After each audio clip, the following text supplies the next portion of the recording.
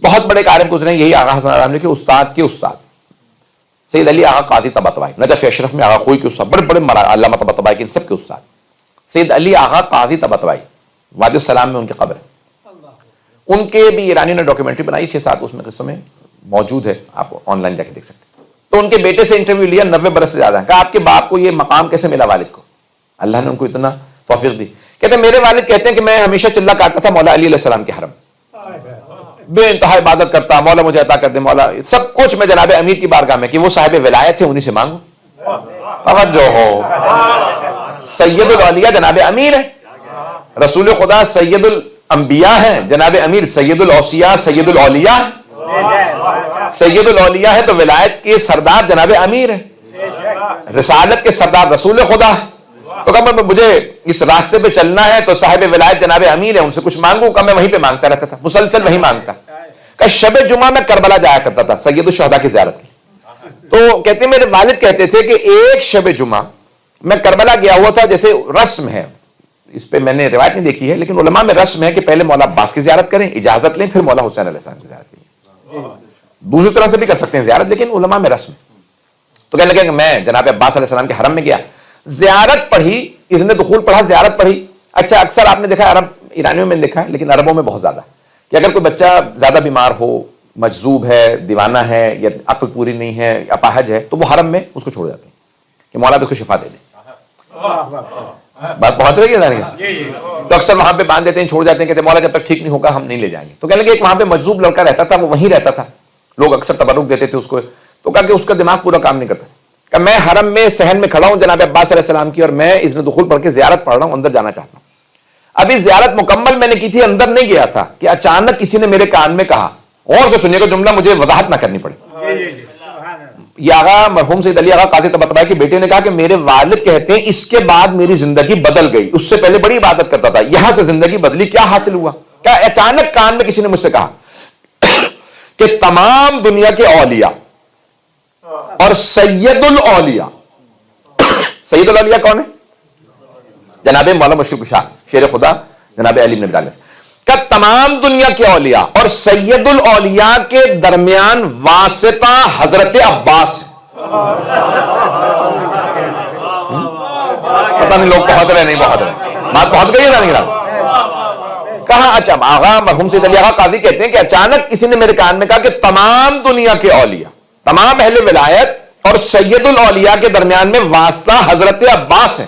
کہ اچانک میرے رونگٹے کھڑے ہوئے، میں نے پیچھے مڑ کے دیکھا، کس نے مجھ سے کہا؟ یہ کوئی عام جملہ نہیں کہہ سکتا۔ کہ میں نے محسوس کیا وہ جو مجذوب لڑکا تھا جس کا دماغ کام نہیں کرتا تھا، وہ مجھ سے کہہ کے گیا۔ میں سمجھ گیا یہ تو کہہ نہیں سکتا، اس سے مولا نے کہلوایا۔ توجہ توجہ، کہ میں سمجھ گیا یہ اس نے نہیں کہا، یہ تو مجذوب ہے، عقل نہیں رکھتا، یہ مولا نے کہلوایا کہ تو میرے بابا کی خدمت میں جو مسلسل عبادت کر رہا ہے کچھ نہیں ملے گا جب تک میں دستخط نہ کر دوں۔ میرے بابا سنتے تب ہیں جب میں تائید کرتا ہوں۔ بات پہنچ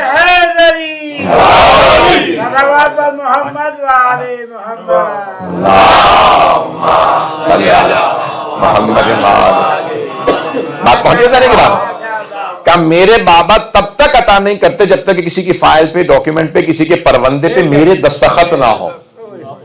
کسی بھی امام کے پاس چلے جائیے، امام حسن حسین علیہ السلام بھی جب تک مولا عباس تائید نہ کریں یا جناب زینب تائید نہ کریں، میں نے بہت سے علماء سے سنا ہے، یہاں تک کہ اطلاع وحید خراسانی کا جملہ ہے، 100 برس کے مرجع تقلید ہے، 100 برس کے، کہتے ہیں کہ میں نے دیکھا، انہوں نے کہا اپنے استاد مرحوم آغا میلانی، سید علی میلانی، سید محمد ہادی میلانی سے، کہا انہوں نے کہا سید جعفر حسینی سے شیرازی، کہا کہ بھئی میں نے خواب میں مولا حسین کو دیکھا کہ حضرت عباس سے کہہ رہے ہیں عباس میرے ذاکروں کی فہرست آپ کے پاس، ایک نیا نام لکھ لیجئے سید جعفر کا۔ کہ اس رات میں نے یہ خواب دیکھا، وہ اچانک رونے لگے، کہ اسی رات پہلی مرتبہ میں نے مولا حسین کے مصائب پڑھے ہیں۔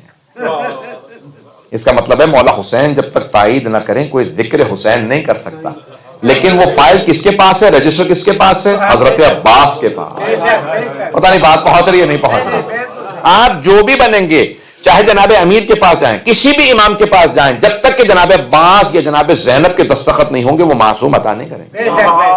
اب بات بہت رہی ہے، وہ کہتے ہیں اس رات میں ایک مرتبہ حرم حضرت عباس میں آیا، میرے رونگٹے کھڑے تھے، آنکھوں میں آنسو، آج مجھے پتا چلا کہ مجھے یہاں سے پہلے دستخط لینے۔ کہ جب میں حرم میں آیا تو میں نے دیکھا جیسے زری کے دروازے کھول رہے ہیں میرے لیے، آج سب کچھ کھول رہا ہے۔ میں نے کہا مولا آپ کو آپ کے بھائی حسین کا واسطہ مجھے تو عطا کر دیجیے۔ ایک مرتبہ مجھے محسوس ہوا میرے لیے سارے دروازے کھل گئے جناب عباس کی بارگاہ میں، کہ اس رات جناب عباس نے عطا کیا۔ اب جب میں نجف گیا تو میں نے دیکھا کہ نجف کی زری کے دروازے کھلے ہیں۔ پھر مجھے پتا چلا کہ مجھے مولا عباس سے پہلے دستخط لینے تھے، یہ کہیں بابا اس کو بھی اس کو بھی اس کو بھی، جب تک جناب زینب اور جناب عباس تائید نہ کریں۔ عزیزان گرامی، یہ اس لیے سفارش بہت ضروری ہے، کوئی نہ وسیلے کے بغیر جائے، نہ اللہ کی بارگاہ میں نہ معصومین کی بارگاہ میں، اسی لیے وسیلہ تلاش کیجیے۔ میں نے دیکھا تھا کہ بہت سے افراد جب بھی جناب سید الشہداء کی بارگاہ میں آئے نا تو اکثر جناب سکینہ کا واسطہ دیتے ہیں، مولا جناب زینب کبریٰ کا قبول ہوتی ہیں۔